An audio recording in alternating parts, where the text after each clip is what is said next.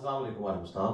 سر میرا سوال یہ ہے کہ حضرت بابا داتا اجمیری صاحب کے دربار شریف پر جانا چاہیے کہ نہیں؟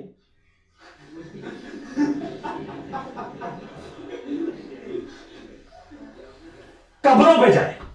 صحیح مسلم میں حدیث ہے کہ میں تمہیں قبروں پہ جانے سے منع کرتا تھا. کیوں؟ نہیں قوم جاہلیت سے پھری تھی. اب میں تمہیں حکم دیتا ہوں قبروں پہ جاؤ تاکہ آخرت کی یاد آئے. قبروں پہ جانے کا مقصد کیا ہے؟ اپنی موت کو یاد کرنا.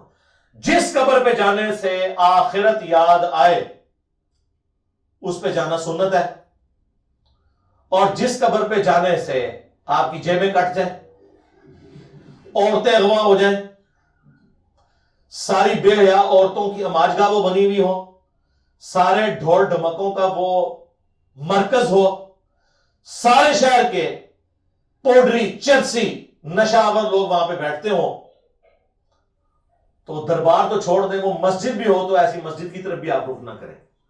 نبی اسلام کی نافرمانی کے کام جہاں پہ ہوتے ہوں. سن ابی داؤد میں حدیث موجود ہے، ایک صحابی نے کہا کہ میں نے منت مانی ہے کہ مقام بوانا پہ میں اونٹ قربان کروں گا، بعض روایتوں میں 100 اونٹ. آپ نے فرمایا کہیں زمانے جاہلیت میں وہاں میلہ تو نہیں لگتا تھا، یا اس زمانے میں کہیں بتوں کی پوجا تو نہیں ہوتی تھی؟ یار اس زمانے میں ہوتی تو کیا فرق پڑتا ہے، اب تو نہیں ہو رہی. لیکن حضور نے کہا اگر پہلے بھی ہوتی تھی نا تو اب یہ کام نہیں کرنا وہاں پہ. یہ نہ ہو لوگ کہ بزرگوں کی یاد تازہ ہو گئی ہے. تو جب انشور کیا تو پھر آپ نے فرمایا کہ ٹھیک ہے اب تم اپنی نظر پوری کرو. اور پھر آپ نے فرمایا اللہ کی نافرمانی کے کاموں میں نظر پوری نہ کرو. اور یہ حصہ تو صحیح مسلم میں موجود ہے. اور نہ کوئی ایسی نظر مانو جس کی تم طاقت نہیں رکھتے. لوگ نظر مان لیتے ہیں جناب وہ جی میں روزانہ 2 نفل پڑھوں گا. بعض لوگوں نے تو منت مانی ہوتی ہے میں پاس ہو گیا 1000 نفل پڑھا گا. 1000 زندگی نہیں تو پڑھے ہوگی تو پڑھے گا. تو اس میں پھر صحیح مسلم شریف میں حدیث ہے کہ جو قسم کا کفارہ قرآن میں سورۃ المائدہ کی آیت نمبر 89 میں ہے وہی نظر کا کفارہ ہے. تو نظر توڑ دے اور کفارہ ادا کر دے، یعنی ایک غلام آزاد کرے، آج کل تو ابسلیٹ ہے، 10 مسکینوں کو کھانا کھلائے یا ان کو کپڑا لے دے، اور اگر غریب ہے تو 3 روزے رکھ لے. سورۃ المائدہ آیت نمبر 89. اور دربار کے بارے سے سن لیں، صحیح مسلم حدیث ہے میں تمہیں منع کرتا ہوں قبروں کو پکا کرنے سے، ان پہ عمارتیں بنانے سے اور ان پر بیٹھنے سے. ڈائریکٹ قبر پہ بیٹھنا بھی منع ہے، مجاور بن کے بھی بیٹھنا منع ہے. نبی علیہ السلام کی نافرمانی پہ جو جگہ بنائی جائیں وہاں پہ آپ نے جا کے کیا لینا ہے؟ جہاں پہ میرے نبی کی نافرمانی پہ قبریں بنائی گئی ہیں. اور ان کی آپ 2 نمبریاں دیکھیں. ہم انہیں کہتے ہیں کہ قبروں پہ، وہ کہتے ہیں جی یہ جو عمارت ہے یہ فوق ہوتی ہے اعلیٰ نہیں ہوتی.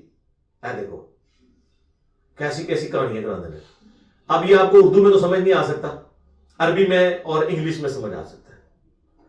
مثال کے طور پر اگر یہ بال پوائنٹ میں یوں رکھوں نا تو میں ایسے کیا کہتا ہوں؟ The pen is upon the hand, میرے ہاتھ کے اوپر ہے. یہ بھی اوپر ہے اور یہ بھی اوپر ہے. اردو میں دونوں ہی اوپر ہیں، لیکن عربی میں اور انگلش میں فرق ہے. انگلش میں اسے کہتے ہیں اپون اور اسے کہتے ہیں آن. آن پر. عربی میں اسے کہتے ہیں فوق اور اسے کہتے ہیں اعلی. تو وہ کہتے ہیں حدیث میں فوق کے الفاظ نہیں ہیں، اعلی کے الفاظ ہیں. تو مراد یہ کہ قبر کے ایگزیکٹ اوپر کوئی بلڈنگ نہیں کھڑی کرنی چاہیے. یہ جو اوپر ڈوم ہے نا یہ تو اعلی نہیں ہوتا، یہ فوق ہوتا ہے. اس زمانے میں یہ کہانیاں ہی نہیں تھی میرے بھائی. یہ کہانیاں آپ نے پھر خیر میں نے اس کا مسئلہ حل کیا.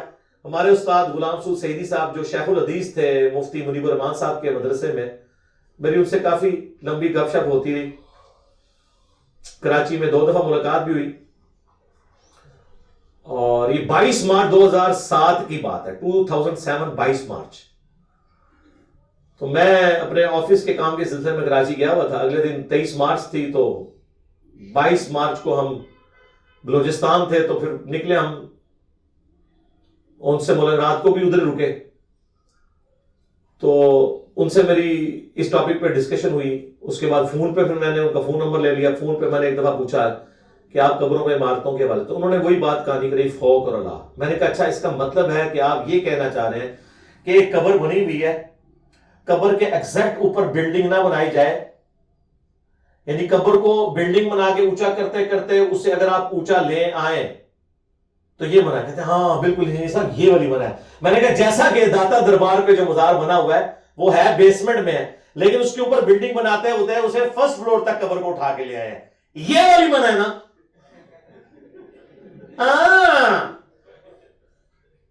کہتے ہیں اس کو چھوڑ دے.